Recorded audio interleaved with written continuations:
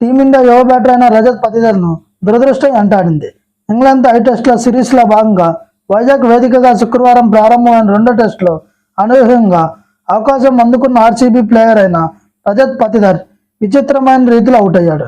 అరుణ్ జట్రన్ మ్యాచ్లో అద్భుతమైన ప్రదర్శన కనబరచాలని కలలుగన్న పతిదర్ను దురదృష్టం వెంటాడింది. యువ ఓపెనర్ అయిన యశస్వి జైస్వాల్తో కలిసి బ్యాటింగ్ చేసిన రజత్ పతిదర్ అన్లక్కీగా ఫెయిల్కి చేరారు.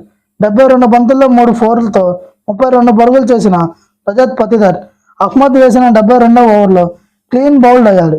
ఆ ఓవర్లో తొలి బంతిని అహ్మద్ ఫుల్ డెలివరీ వేయగా రజత్ పతిదర్ డిఫెన్స్ చేశాడు. అయితే ఆ బంతి అనూహ్యంగా బౌన్స్ అయ్యి రజత్ పతిదర్ గ్లౌస్ను తాకి మరీ వికెట్లను తాకింది.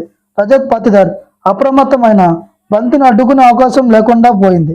దాంతో పతిదర్ తీవ్ర నిరాశకు గురయ్యి పెవిలియన్కు చేరాడు.